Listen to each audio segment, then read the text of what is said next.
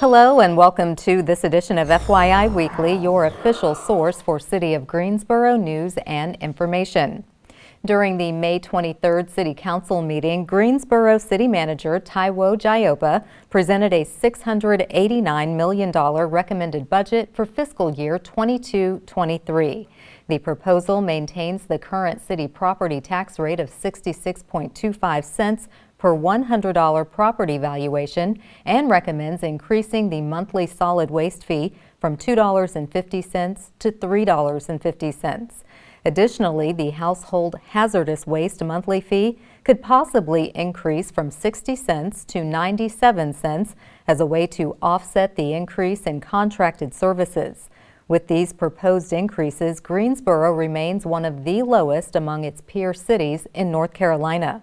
The manager's PowerPoint presentation of the recommended budget is available on the city's website.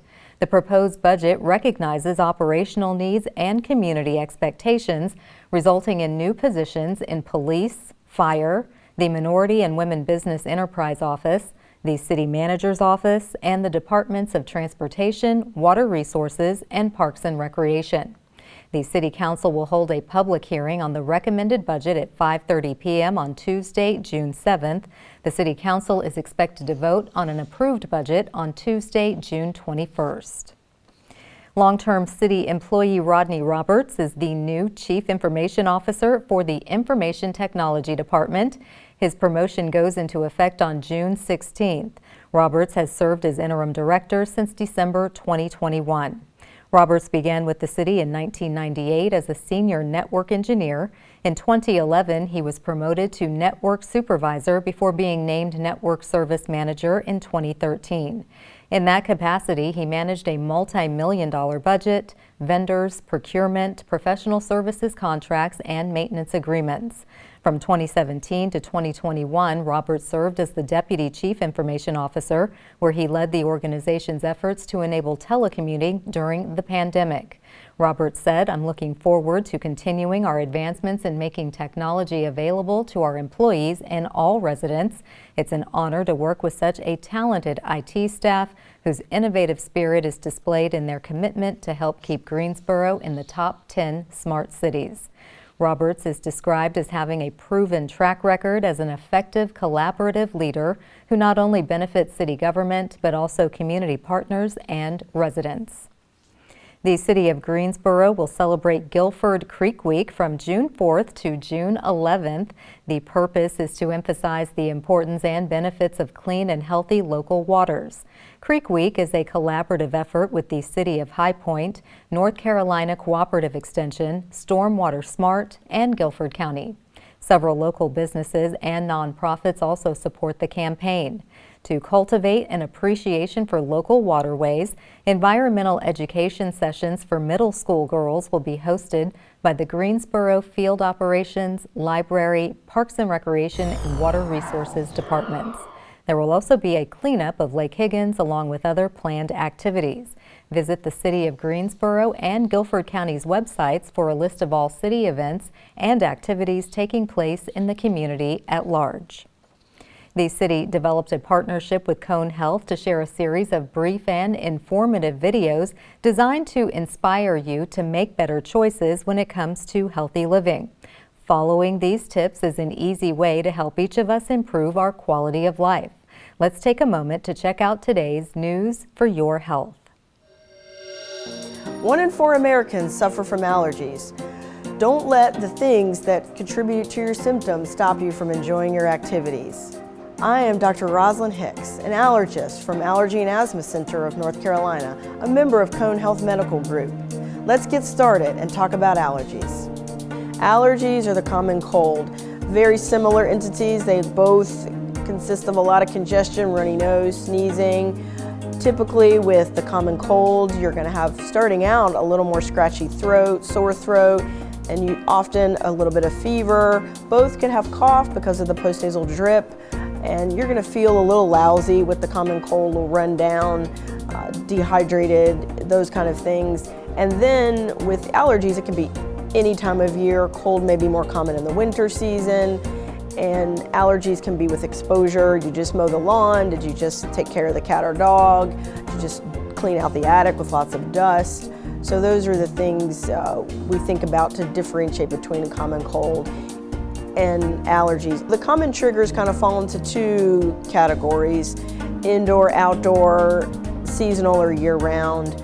So in the spring, we think a lot about tree pollen, followed by grass pollen and weed pollen, and then we have dust, mite, cockroach, mold, which can be indoors and out, and then any kind of furried animal, dog, cat, gerbil, any of those. So clearly, if we're sensitive to the animals, then we shouldn't have animals, we shouldn't be exposed to them, but we can't really control completely pollen exposure. So if you go outside, if you're doing something involving that exposure, then wearing a mask, if you have to mow the grass, wiping off your hands and feet, taking off your shoes before you walk through the house so you don't track the pollen through, minimizing the window being down as you ride down the road, and wiping off the cats and dogs when they come in from their walk so the pollen is not throughout the house and on the furniture, those kind of things.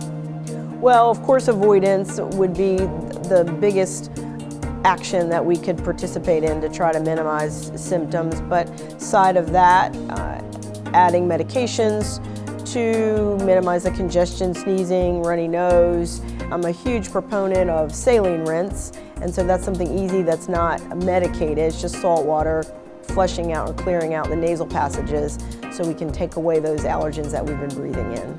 I think it is very important to prepare for allergy season so that you can minimize your suffering and you don't have so much congestion and headache or disrupted activity. I like to encourage people to start their medications around Valentine's Day, and usually that'll minimize their symptoms and they can go into the allergy season ahead and symptom-free.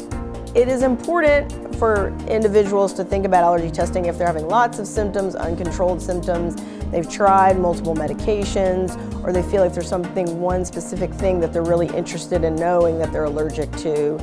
And especially if you have upper and lower airway symptoms, if you're coughing and wheezing, then that has become quite the standard for management to consider allergy injections. And we need to know exactly what you're allergic to be able to put in your specific vial so that we can manage you with the injections if we have the positive testing available there. And in the situation where you may be food allergic, having allergy testing can be very informative to know what to avoid. Thank you for joining us. I hope all this information has been helpful to decrease your suffering from allergies.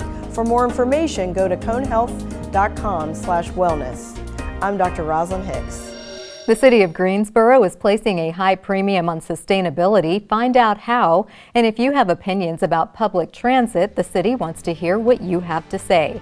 We'll have those stories and more news coming up after the break. Stay with us.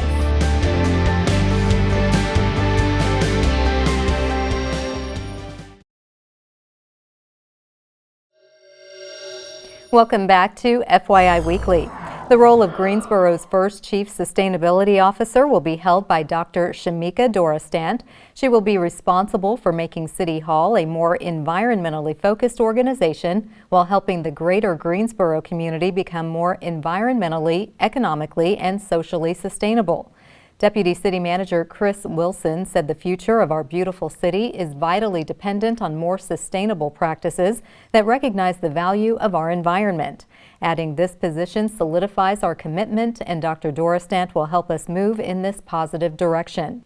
Dorastant has worked for the New York City Department of Environmental Protection since 2015. There, she developed and implemented a stormwater management program.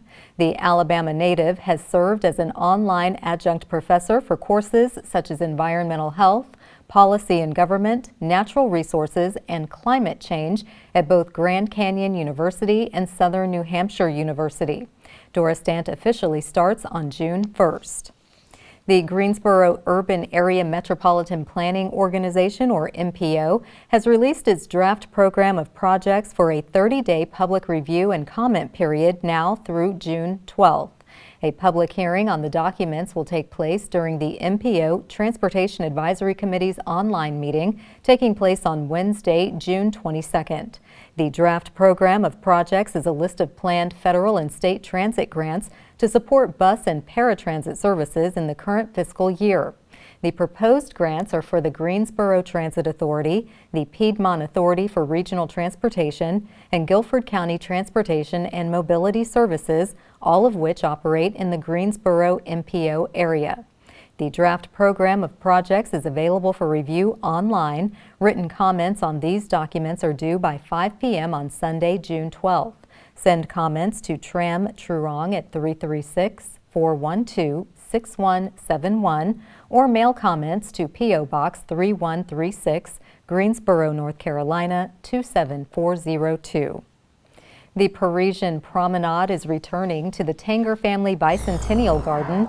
Greensboro Beautiful will host the festivities from 12 p.m. to 5 p.m. on Sunday, June 5th. Admission is free. Experience the sights, smells, and sounds of a spring afternoon in Paris right here in Greensboro. This festive event highlights nature while featuring artists along the garden walkways. Local painters and photographers will exhibit and sell their works. Enjoy fencing duels, sword demonstrations, stilt walkers, a strolling accordion player, hula hoop artists, and an aerial artist suspended 20 feet above the lawn. There will be cafes, beer, and wine to satisfy everyone's palate. The Parisian Promenade Children's Area welcomes kids of all ages. Dogs of all sizes are welcome to participate in the parade at 3 p.m. as long as they're on a leash and accompanied by a handler. A complimentary shuttle will run throughout the afternoon, and handicap parking will be available in the Bicentennial Garden parking lot. For more information, visit Greensboro Beautiful's website. Summer grilling season is right around the corner. Don't let common mistakes cause your barbecue to go up in flames. Coming up after the break, we'll talk to our Fire and Life Safety Coordinator. Stay with us.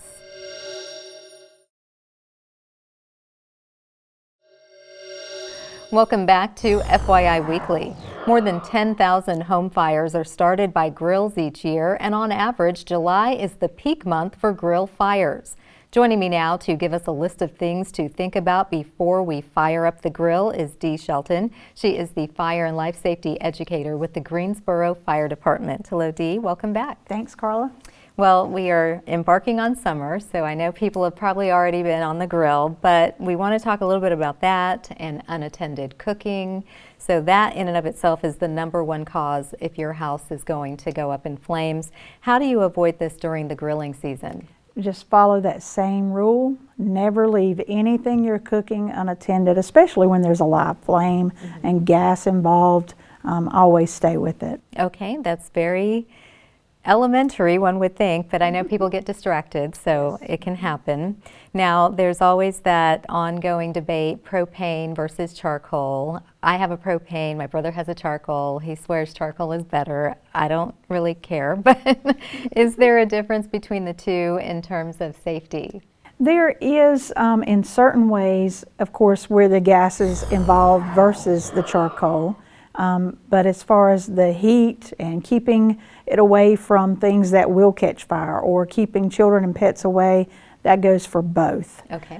With your propane, of course, you're looking at the fact that you're dealing with a flammable liquid, and so we need to follow some steps to make sure that we're extra careful with that. Okay, just so you know, I have not even engaged my propane grill. I went out, I looked at it, I examined that it's a grill, and that's as far as I got. Now, speaking of which, if you have like a portable grill, where is the best location for that depending on what type of home you have? So if you have it like on a deck or patio and you've got some railings, of course you want it to be at least 3 feet away from those railings. Always take a look above you. You want to make sure that there's no eaves hanging out over, no tree limbs, no power lines. You want to keep it as far away from those things as possible. Now, we have a lot of students and a lot of apartments in Greensboro. Where would you want them to put a grill? So the code changes a little bit here in the city when it comes to apartments, anything, townhouses, whatever that has balconies and things like that. There is to be no grills and no propane tanks on your balconies or on your grills. or I'm sorry, on your balconies. But you want to make sure that if you're using that grill, you want to make sure that you're at least 10 feet instead of 3, 10 feet away from the building, and always check with your management because they may have some policies that don't permit that in the first place. Okay, good to know. Now, how important is maintenance and how often should the propane grill be serviced? You want to make sure every year before you start because it's been sitting for winter and sometimes animals outside can decide to make a home out of it. So you always want to check it for that, and you want to check those fittings, the couplings, the hoses and everything, and make sure that there's no leak. You can use like a dish detergent versus water mixture, soapy mixture, and just spray it along those connections. If you're seeing bubbles, then you have a leak and you need to have it serviced. Okay, that's a good, easy test. And cleaning the grill, I'm assuming you should probably clean it often? Cleaning it after each cooking is best because it keeps it from building up over time, and cleaning the little catch tray, you want to make sure you keep all of that clean. But definitely if you've not cleaned it every meal, every time you've cooked, you want to look at cleaning it at least once a month, and definitely before you start off the new season. Okay, and for the charcoal goers, do you have to replace the charcoal every time? Oh yeah, of course it's a fuel, that a solid fuel that will burn, and you will have to replace that, that charcoal, but you want to empty that out. You want to put it in a metal container. Make sure that you're not putting it in a plastic one, and of course not sitting it on a wooden deck or anything like that that can burn. You want to let it cool completely, maybe douse it with water, and then get it as far away, from the home as possible. Okay, and what's the best way to light the grill if it's propane? So with propane, because it is a fuel and it is a gas, it will build a cloud under that lid. So you want to make sure that you open the lid first, then turn on your propane, and then if you have the type that you're pushing the button, push the button then, or if maybe you've got the kind that you have to light it with a really long lighter. But again, we're turning the gas on, open the lid, turn on the gas, then light it, because if not, it could build that cloud and cause a problem. That's why I don't mess with the grill. Dee, I might be blowing up the neighborhood. I don't know. Now, children and pets, they love to be around the area where you're grilling. It's like the food is just drawing you in with the smells. Yes. What do you want them to do in terms of distance? At least 3 feet away. With little ones that are learning, maybe if you've got one of those little fences that you can set up around your area that says, okay, you're not inside this area, but just keeping them far enough away so they don't accidentally touch it, or you're not accidentally knocking something over or spilling something on those little ones. Okay, well, all very important and great information. Thank you for getting us prepared to safely enjoy the outdoor cooking season just in time for Memorial Day weekend. Absolutely. So we do wish you a happy Memorial Day and look forward to your next report. You too, thank you. Thank you. Stay tuned for some useful information as we tell you something about Greensboro. That's coming up after the break. Stay with us.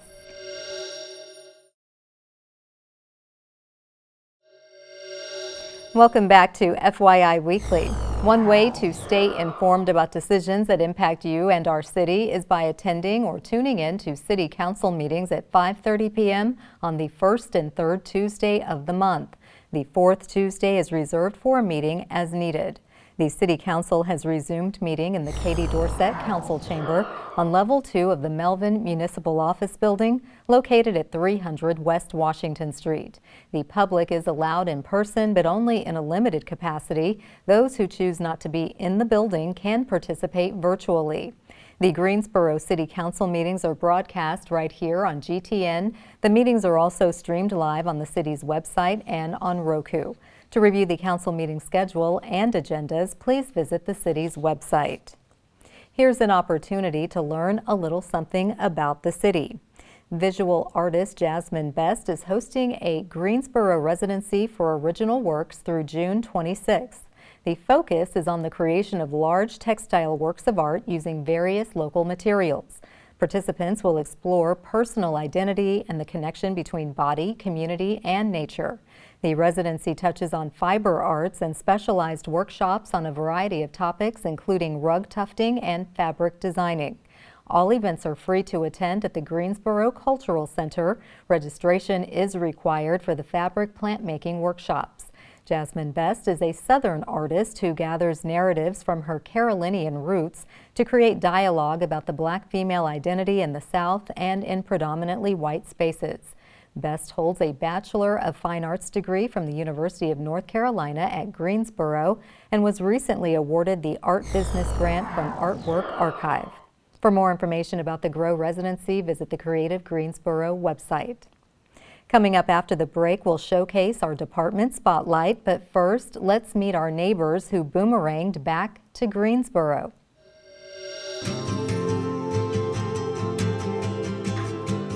My name is Phoebe Murray, and I am a consultant in workforce retention and recruitment. I came back from the Triangle area because my family was ready to settle down and buy a home. Charles and I are fortunate that we're both primarily remote workers, so we have the flexibility to work from home at this point in our lives when we're trying to spend as much time as possible together with our family and watching our daughter grow up. My name is JT Job, and I'm a software developer at Innovations for Learning. I left Greensboro in 2005, and it's changed so much since then. Greensboro is great for my career. Since I work remotely as a developer, there's a fantastic community of people working at a co-working space downtown. I love living in Fisher Park because it's so beautiful. The architecture, the trees, everything that you get with the historic district. And we have the beautiful actual park in the middle of the neighborhood that's just a great place to go walking with your dog. My family and I love to just get out for walks in the neighborhood. We pop into Deep Roots and pick up groceries to cook for dinner. We love strolling around Fisher Park. It's just a beautiful neighborhood to live in. I like to joke that this is the second pandemic our home's been through. It was built in 1913, so we know it's over 100 years old. My wife Keela and I are expecting our first, and we couldn't be happier to be bringing her up in this beautiful house in this great neighborhood.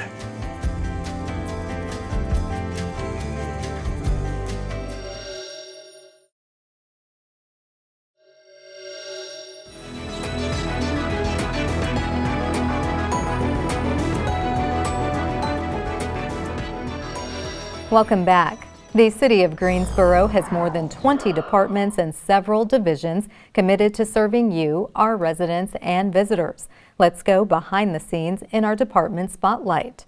Greensboro residents can engage city leaders to let them know what they think about the proposed fiscal year 2022-23 city budget.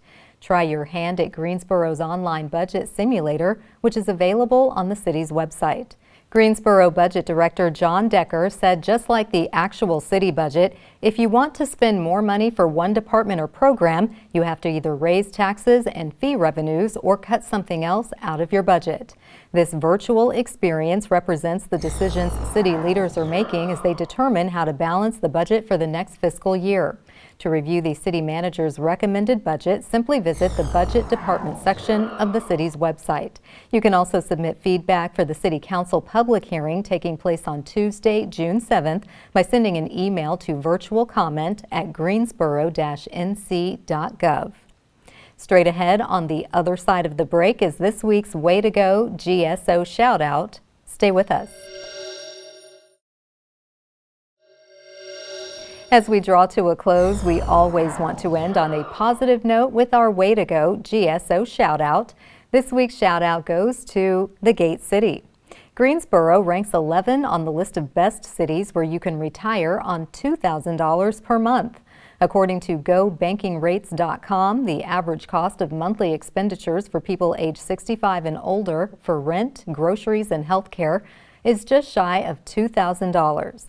If retirement is in your near future, you want to make a strategic move when it comes to where you live, Greensboro is number 11 on the list of 13 cities where you can retire on $2,000 per month. Way to go, Greensboro.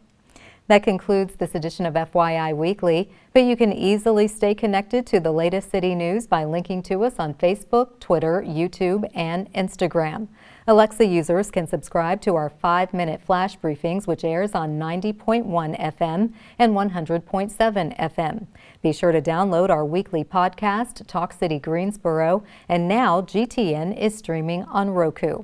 For all of us here at the City of Greensboro, thanks for watching, and we'll see you next time.